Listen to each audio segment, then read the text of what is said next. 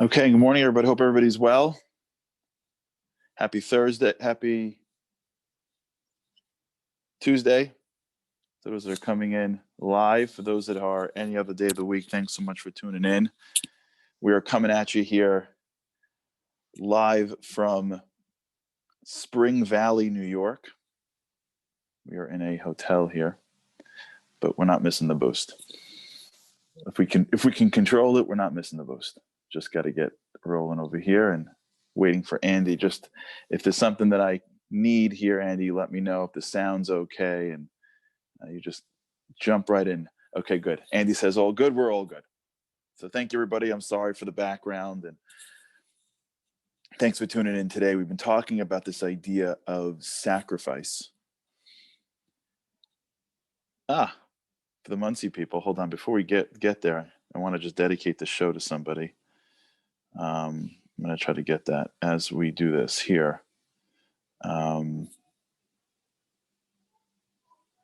been talking a lot about this idea of sacrifice. Give me 1 second, everybody. Apologize. I just want to make sure I get this dedication correctly. This came in yesterday. Here it is. It's to Masadi Bat Yehuda. It's the yard site today.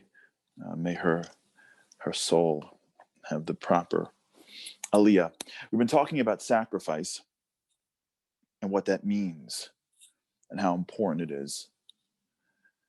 One of the things that's critical in this game is the recognition that we don't sacrifice for other people. Now, this is important because it seems like it's not the case. It seems like it's exactly what we're doing. That when we are being asked to sacrifice, we are being asked to sacrifice for other people. And it's true. We have to sacrifice for other people. And in fact, that is how we need to see it. It's not sacrifice really at the level if it's for us. There's a level of sacrifice that you do when it's self-interested, right? You go to the gym and you want to look a certain way, so you sacrifice your well-being, if you will. You sacrifice your desire for comfort and pleasure in order to go to the gym. But in that case, really, you're doing it for yourself. So it's still sacrifice. But what we're talking about right now is the idea of giving. And when you're at a level of being a giver, you're going to be in the world of being sacrificing. And sacrificing is the ability to give to somebody else beyond yourself. And when you do that, because you can't see the result, you're going to be at a place where it feels very much that you're getting less of yourself. You had something, you gave it away. With common sense, you gave it away. You didn't even get the proper appreciation for it. So now it looks like you got nothing. You had something, you now don't have that thing, and the appreciation that you were trying to get, you don't get that either. And so in our mind's eye, in the perspective that we have, it looks like we now are worse off. That's what sacrifice is. It's the ability to be willing to be worse off in pursuit of something greater than yourself. And when you get to that level, what's happening is the pain that you feel, whether it's losing a few dollars or losing a few hours, or losing some sleep, or not eating for a little bit, or much, much worse, the pain that you get is actually the feeling of mediocrity leaving your system. That's what it's like.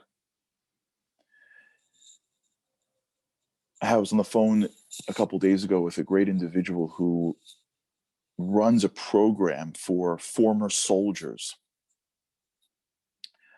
So we were talking about it, and he was explaining to me the pain of a former soldier.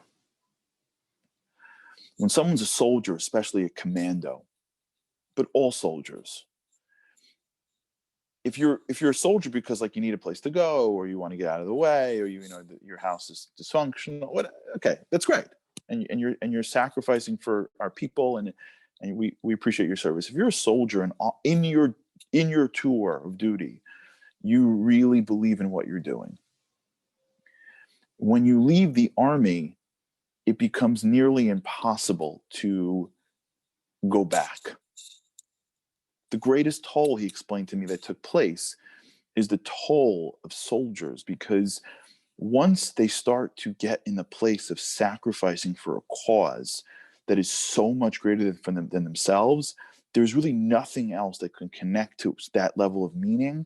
When they come back, they're super motivated to make money, and they're super motivated to continue living, and they appreciate waking up in the morning and not having to face fear and threat, and they're more comfortable, and life is much easier and better for them.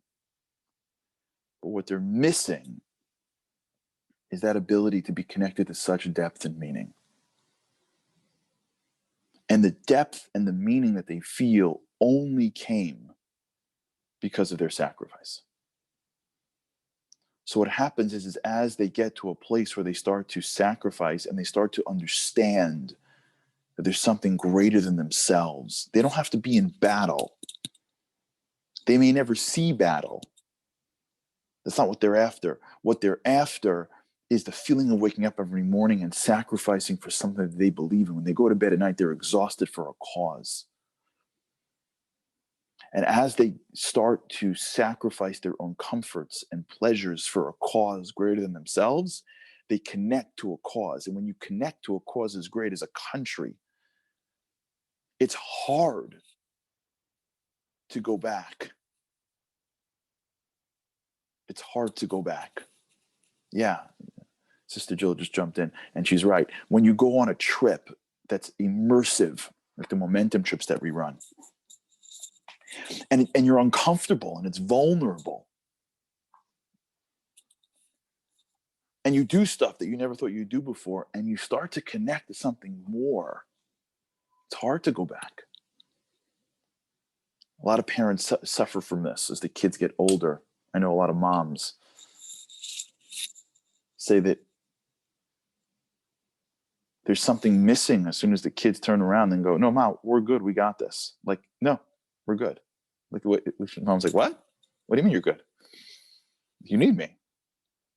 While they're going through it, it was super difficult. But as soon as they realize no one needs them anymore, it's hard. What sacrifice does for us is it starts to connect us to meaningful things. And it starts to bring something into our lives that is even greater than our comforts and our pleasures. It brings real meaning into our lives. Right? And let's just delve a little bit further into this. In fact, the way you invest in meaningful things is through sacrifice. Because the sacrifice is the brain's way of needing to upgrade their entire value system. Right? If your brain is built to survive, and survival is an inherently selfish activity, it's an appropriately selfish activity, but it's an inherently selfish activity. Survival cares about self. Now, it's a very good thing to care about, right? Like, survival is critical. Let's keep this one, but it's still selfish. Not negatively selfish, just sort of technically selfish. If you're going to sacrifice, that means that your brain is going, hey, what are we doing? Why are we doing this for? Like, what does it do with me? You know people like this? We're all like this to some extent, but I know people like this that, like, this is their life. Every single decision is, and what does it do? How does this benefit me? Every single decision, for the most part. And how does this benefit me? They're just surviving. If you're going to get to a place where you're sacrificing for anything besides yourself, your brain now goes, wait, why are we doing this for? Like, this doesn't make sense for us. And the answer your brain has to give itself is, because this thing that we're doing is more important than me. Because otherwise I wouldn't be giving me up for it, even if me is a few minutes.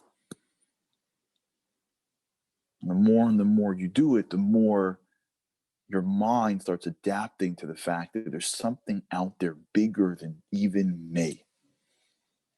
And I'm proving it because I can talk all day.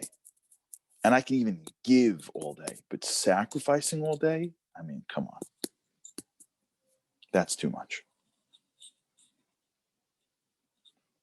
And so, really, when we think about it, the highest level of giving and sacrificing, because if we're only at a place of positivity, if we're only in the giving, if you will, and we don't feel any discomfort, we haven't yet reached the level in which ourselves, our minds are saying, I'm willing to put something beyond me as a value above me. And that transition of putting something beyond me as a value greater than me is the stretch that takes place in our soul that brings meaning to our lives. If you want to understand how meaning comes to your life, if you just think it through in your life right now, the things that are the most meaningful to you, the things that you care the most about, the things that you are the most proud of, think about, go across the board. Friends, family, career, spirituality, just go across the board. If you look at the things that you are the most proud of, that bring you the most real meaning, they're the things that you've sacrificed for. Because as you're sacrificing for something beyond yourself, you are now bringing that as something past yourself, and your soul is stretching. Because your body ain't doing it, your body's sacrificing. The muscles, if you will, the inherent potential within the physical muscles is the soul, so to speak, stretching. And as that soul stretches, you are becoming bigger. That's where the meaning lies. The meaning, if you can almost picture it, lies in between the stretching of your physical muscles into the areas that bring you the most meaning and purpose. That's why that's why you'll watch players cry on the sidelines. These are the toughest dudes that you could find. 2 minutes ago, this 250-pound bound of muscle just circled around somebody and tackled another person. 2 minutes later, that same guy who has like war paint on his face that almost ripped off the head of another human being in the middle of the game is sobbing. Why? Because to him, football was more than just a sport. The fans are watching it, but he sacrificed for it. Well beyond just training for the game. And now as he sees it slip away, whether it's in a season or in his career, he's connected to it. Now you got to figure out what you want to be at your value proposition. It could be sports. It could be something a lot bigger. But that's really how you get it. It's really how you get it. You get it when you're ready, when you're willing. And the only way we're willing is when we do it slowly, slowly. When it becomes a part of our lives. When it becomes normal. Like I said the other day, it's hard, honestly, because we're living in a world that seems to be doing everything against it. As the world develops and comfort becomes a commodity, sacrifice becomes even more abnormal in the normal day of life, right? I know, and I'm sure many of you that are listening now know people. This is their life. I know people like this. My parents are like this. My grandparents are like this. This is what they know. They know sacrifice. Like, this is what they know. They work. Like, my father works. He doesn't know comfort. My mother doesn't know comfort. This generation and the generation before them, they don't know what that word means. They don't look forward to slowing down. They just work. And even when they were younger, maybe as they get older, it's different, but when they're younger, this was the world back then. The world back then, they had a certain way. They had a certain approach towards life that includes sacrifice. It looks like today's world is not the same. It looks like today's world, there's a larger emphasis on relaxing and comfort. And that's all good at times. But the most meaning we have are the days in which we sacrifice for things that are beyond ourselves. And until we see that as a value into itself, it's going to hold us back. Like I was saying the other day about the salad bar. As soon as you start seeing that salad tastes better than hot dogs, it's over. As soon as you reach for it, you don't have to always go to the salad bar after having to lose weight, feeling bad about yourself, and then going through a resolution and then forcing yourself to the salad bar as you look lovingly over the counter to the cheesecake and wish that you had a metabolism that was fast enough so that you can consume all the fat and calories that can stick into one little slice of cake. As soon as you look at the salad bar and go, no, this actually is where I want to be. Until we get there, we're never going to really be healthy. We're just seesaw between too much weight, too little weight, too much weight, too little weight. Until we start to get this, until we start to wake up in the morning and value micro sacrifice. Let's not get to macro sacrifice. That's going to be huge. We start valuing micro sacrifice. We start valuing ways that I can push myself, ways that I can just the way a weightlifter walks into a gym and gets under a bench and the trainer looks at him and goes, dude, give me 15. He does 15. He looks at his trainer and he says, nah, I was able to get those up pretty quickly. Let's do 20. That feeling of I'm in the gym for 2 hours. I am a weightlifter. This is what I do for a living. If I don't push my muscles, I'm not going to gain the muscles that I need to achieve whatever goals I need to achieve. If it doesn't hurt, I didn't do enough. This is what I am doing. So I got the 15 trainer, but it's not enough. Until me and you wake up in the morning and look at our days and saying, this is what I do for a living. I am looking for meaning. I want to live a purpose-driven life. I want to be a person that achieves real, meaningful goals in my life. I don't know how to do that. Life is complex. Let me tell you one constant that I need to do all the time. I got to give, but it's more than giving. I got to sacrifice. That means I have to look for ways to be vulnerable for things that are important. It means I got to look for ways to go beyond myself daily. That means if I sent an email in gratitude of somebody else and the feeling was great, I'm not done. I didn't check it off my list. This is what I do. I'm sitting at my desk. It's 12 o'clock. I haven't pushed myself for the past X hours. How long have I been up for? Am I going to go a day and not push myself? Am I going to be in the gym called life and have not sweated once today? Just because it's Sunday, just because it's a vacation day, just because my boss is out today, just because I got enough money in my bank, just because my kids are taken care of, just because there's no war going on, just because we've got a day of maybe relaxation between bad COVID news to more bad COVID news. Like, am I off? Off from what? This is my one life. This is my one shot. If I can breathe today and I'm healthy today, I got a day. What can I do today? Push myself a drop. It's been 6 hours. Right. Rob is suggesting for those who are listening here, just so you know, Rob is just suggested we all move down to Florida. It's a different world than up here. This is the point. The point that I'm getting at for us is that when we get to a level where we look in the morning, I don't talk about macro sacrificing. That's going to be hard. That's like advanced stuff. You don't go to the gym and start lifting weights that are like 10 times heavier than you can lift. You end up ripping something and going back home. Don't do that. Talk about micro sacrificing. Right, or Israel. Micro sacrificing. That's waking up in the morning and going, what am I going to do today to push myself?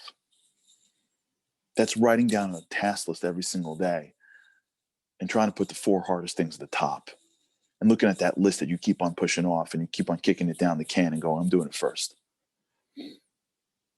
That means looking at the people in your lives and never saying, I'm going to regret it.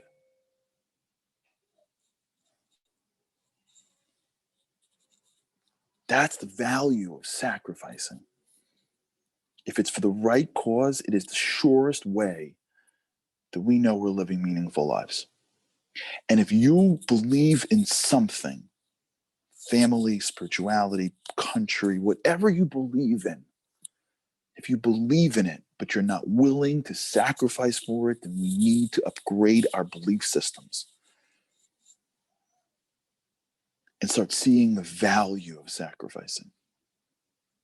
Because when you sacrifice more and more, you start to live with your soul, because your soul is infinite. Your body is finite. Your body says, don't do it. Your soul goes, come on. Your body says, we're going to die. Your soul says, oh, stop it. You're not going to die. Your body says, don't pick up the phone. Your soul says, what are you waiting for? Your soul is your greatest cheerleader. God every day is begging us, be great. Be great. Live today as if this was your last, with common sense, obviously. And it happens when we start to realize that there's something valuable just in the sacrifice itself. All right, we'll continue. We'll start to get a little bit underneath this. Tomorrow we will talk about even how to do it. But until then, I want you to, if you do something hard today, not super hard, just hard. If you sacrifice something, and when you do,